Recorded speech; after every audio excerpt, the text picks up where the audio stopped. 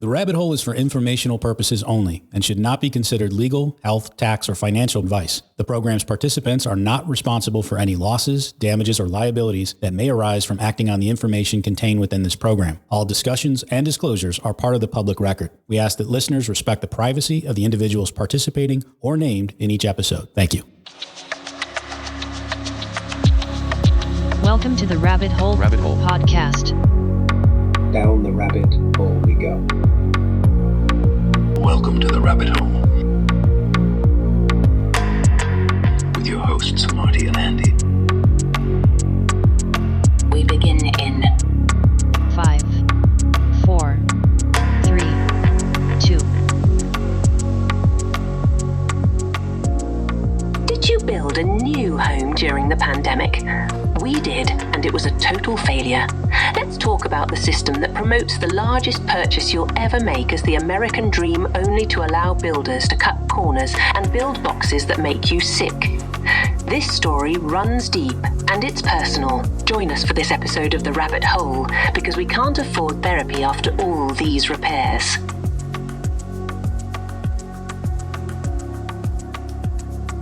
All right, so here's my version of events. We were looking at houses for a long time, couple of years. We eventually kind of came to the decision after looking at a number of nicer homes that were going to require some renovation.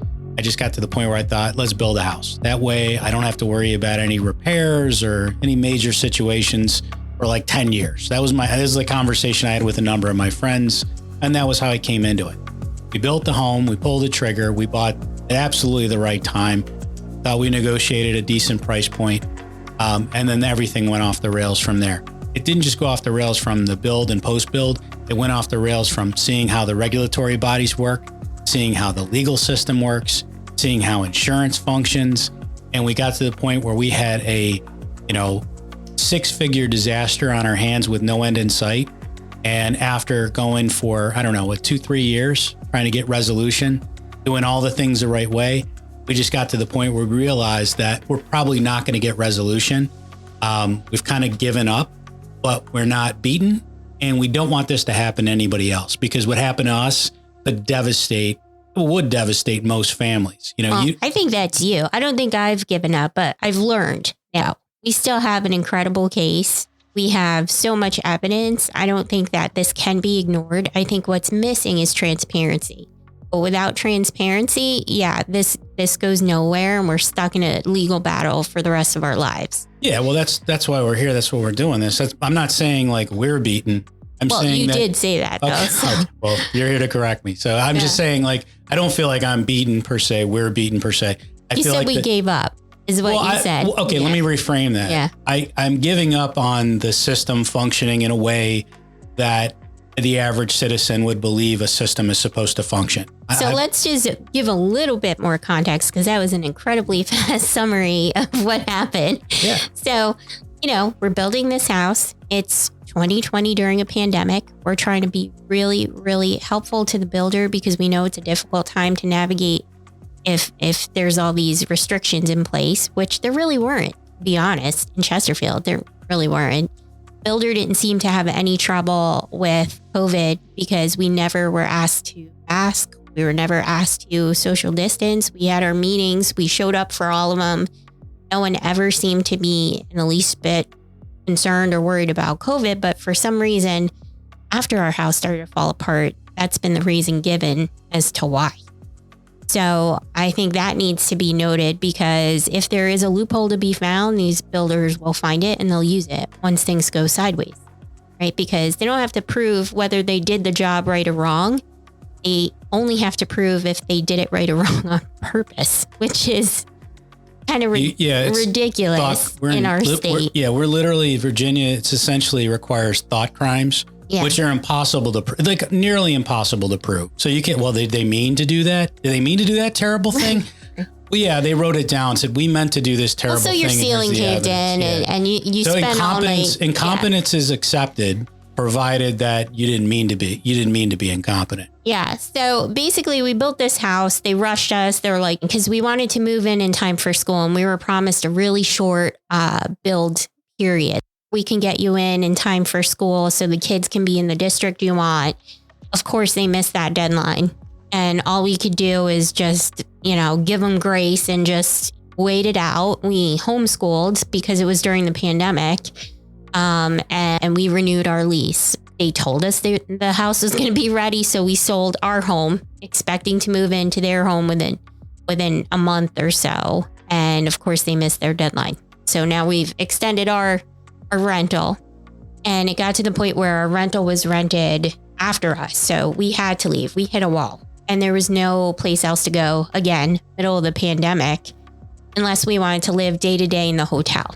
So you take it to the builder and they're like, well, I guess that's your problem. You can pay to house yourself and your 2 dogs in a hotel if they'll have you during a pandemic at your expense. Or, so sorry, we missed our deadline, right? Yeah, you sold your house. Whoops. You don't get to put your kids in school. That's what we were dealing with.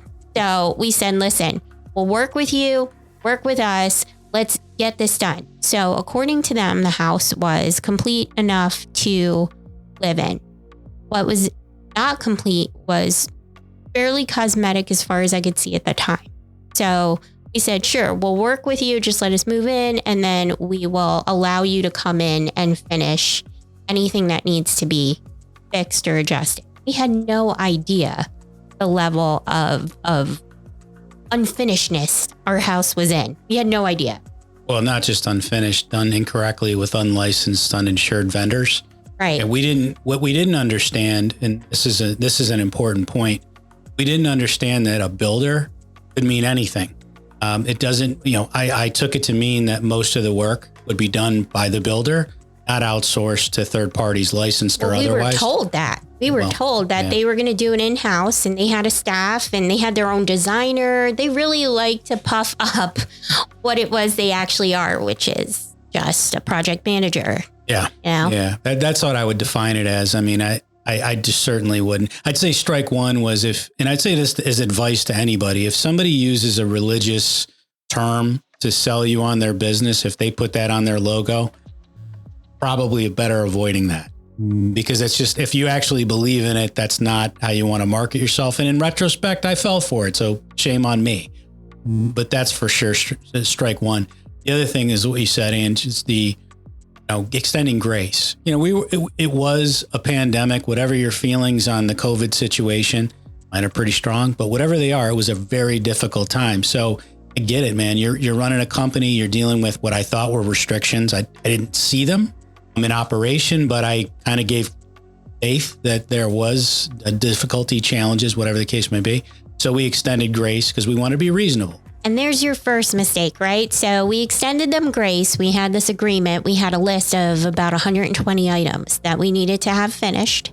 And we extended them grace. The company stated that they would be back within the first 30 days to handle that list. And anything not done in those 30 days would then fall into a warranty coverage, which was basically them continuing the work until the 11-month mark and then finishing anything left at that point by the 1-year mark. It was supposed to be this warranty company was overseeing the whole thing and making sure that they finished and completed the work 100% as per contract by this certain timeline. And because of the pandemic, we gave them grace because we knew how incredibly difficult it would be if everyone was getting sick. But if everyone was going to be sick, we wanted to give them grace and give them the time. So those 30 days came and went, and lo and behold, no, they didn't get the list done. We could have taken them at that point into a legal situation, and we should have. We should have not waited one day past 30. Well, they pushed the 30. They give you this false. It's a total misrepresentation. I don't want to say they give you a false sign. It's just complete misrepresentation. They represent a very poorly functioning warranty company as insurance, which it is not. And then they give you this idea that don't worry, we'll miss these things, but on the 30-day list, we'll knock them out. And then they don't. And they push it to an 11th month list because surely they'll get the 11th month as long as it's on that. And then they miss it. And then the Department of Regulations for the state says, no, you didn't miss a single item, when anybody with just a novice could come in and we could point out 100 items that weren't done. And right. And meanwhile, well, let's not skip over this too. Meanwhile, they're telling us, yeah, we're going to get it done. We're going to get it done. This project manager who we'd worked with for I don't know, 8 months on building our home, just stopped returning my calls before the 30 days was even up. And I'm like, what the heck? They'd had a lot of turnover during COVID. I had no idea what was going on, but they just wouldn't tell you. So people would just stop showing up. And our project manager just stopped showing up. Now, this is somebody we talk to fairly often, just disappeared. And nobody said anything. So months go by. They missed our 30 day. They missed 60. They missed 90. We start calling them up like, hey, is anything going to happen here? Like, we've been waiting. We know it's COVID. Can you at least acknowledge if it's COVID or there's another problem that we need to know about? No response. So we had to send certified mail. Their model home was directly next door to our lot. So every single day, I'm watching them march people into the model home and sell more homes. They just keep building.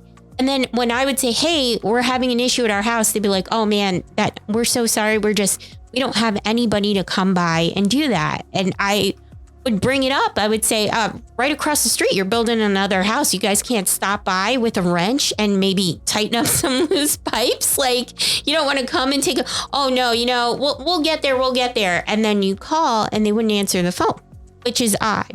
And if you call from a number they didn't have on their list, all of a sudden they'd pick up. So we started to see a pattern. It started to become really obvious.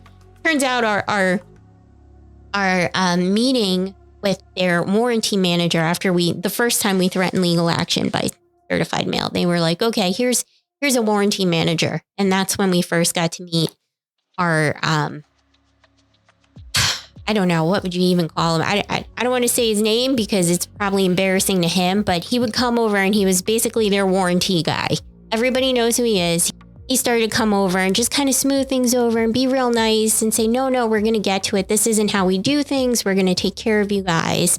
So he started to build a trust with him and us. And what he told us was our project manager up and quit one day and just broke the cell phone, threw it at them, walked out off the job. And that's why no one had been coming to our house, which even now, looking back, I'm like, you don't run the company. You don't know. I'm not even, to me, it's like you can run a company poorly. But there's a point where now you've crossed over into breach of contract and causing damages. It was literally anyone who touched our house ended up not working there within a year. What got me was then when we had things break down, and we'll get into detailing all those fires, flood, mold, just things missing, done incorrectly. They forgot our whole house water filtration. They forgot insulation. Changing the quality of materials that we'd agreed upon. I've kind of framed things for myself. I go, the builder is operating in the way that the county and the state and the regulatory authorities allow him to operate. And that's why this is the David versus Goliath story and why we need the public's help. What was our last straw? It wasn't the 8 months where they were badly handling our build. It wasn't the year and some change where they ignored us and avoided us and didn't finish the punch list. It was one day when we were walking through the hallway and we kept cleaning up, just a couple of drops of water on the floor. Like I thought it was nothing. Thought the kids had spilled some water.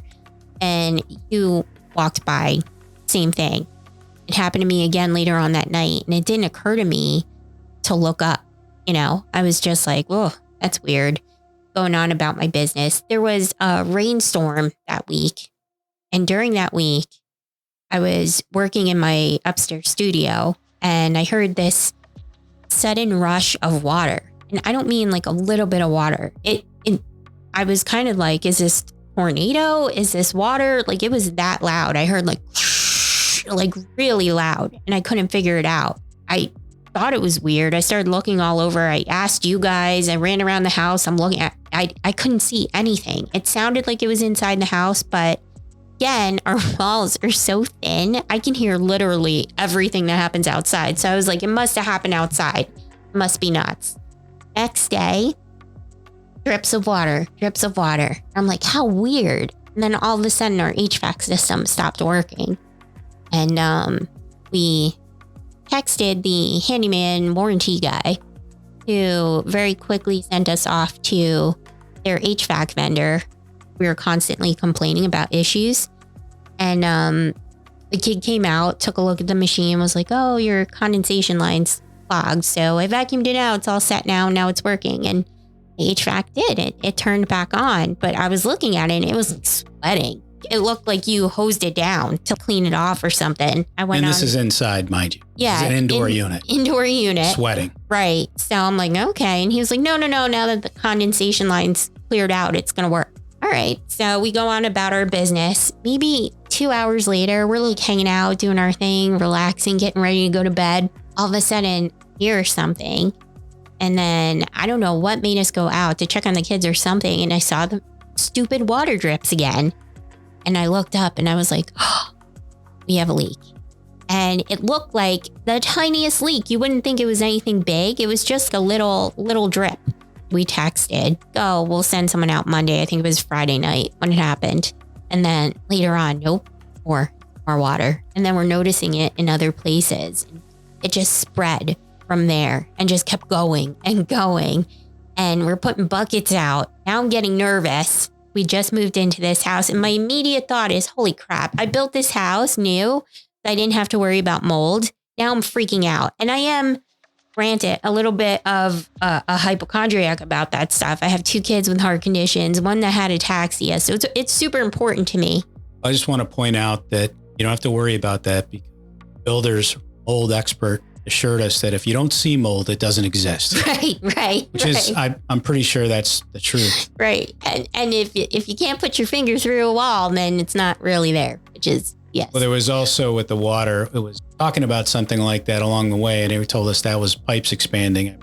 Right. When we were like, hey, we're hearing dripping sounds all the time. Oh, it's your pipes expanding. They're just getting settled in. So from the experts. Well done. Yeah. So anyway, so that leak continued and then expanded to the point where we had no idea what else to do. We had already called the HVAC. So I'm like, it must be a plumbing leak, right? That's the only other logical conclusion. So we called an emergency overnight plumber, which if you've ever done that, it costs an arm and a leg because they're not trying to work at 2:00 in the morning. And that's what we're talking about, right? Overnight plumbing. So he came out and he was like, listen, I hate to do it, but I'm going to have to just poke a little hole so I could see if there's a leak. Okay, you can poke a little hole. So he did. He was like, oh, I see it already. He was like, it's not your pipes. Well, what is it? And he was like, look at this. And basically he could see the HVAC, the flex duct. It wasn't the hard duct work that you see in like better built homes. It was that flexy HVAC stuff. It looks like an accordion. It's made out of like crinkly aluminum. Very flimsy. Yeah, very flimsy. And he just touched it and it was like a wubble. If you've got kids, it's like those big giant things you fill up with water and it was wobbly like that. And he was like, your whole HVAC line is full of water. What? Yeah, it's going to come down. And sure enough, pop. And like it all came out. It was so much water. I can't even, that sound that I had heard previously that I thought was a tornado. No, it was all the water in that condensation line, the strap that had been holding up the ductwork, which should be easy to hold up. It's just air passing through those lines. So, they have these plastic straps that they strap to the, studs or whatever. That had busted through from the weight of all the water. And all that water was leaking into all the insulation, which was making the insulation so heavy that the drywall started to cave in. And then before you know it, he's like, stand back, and pieces are flying off the ceiling. So I'm not kidding you. This is like 3-4 in the morning at this point. You guys are taking huge chunks of drywall and walking it out of the house. I'm a mess, just beside myself because this is all taking place on our second floor, right in our kids' play area. Devastating. Their bedrooms are right there. It's beyond anything I can wrap my head around. What are we going to do? And I contacted our warranty guy and I was like, hey, we've been telling you guys for over a year there's an issue here. You guys keep ignoring us. What is the owner going to do? How do they sleep at night? My babies live here. I live here. And now we're in a swamp. Well, I also want to add, and we had purchased deliberately extra coverage through this warranty company that they offered us. And they were responsible, but we couldn't get those folks to act either. The builder had said, we're going to be out, an electrician and a couple contractors they were going to come out with. A couple days later, they ghosted us. No call, no show. Yep. And that warranty company we called, and it had a message on there that was like, we're so backed up with emergencies, we're not even taking calls.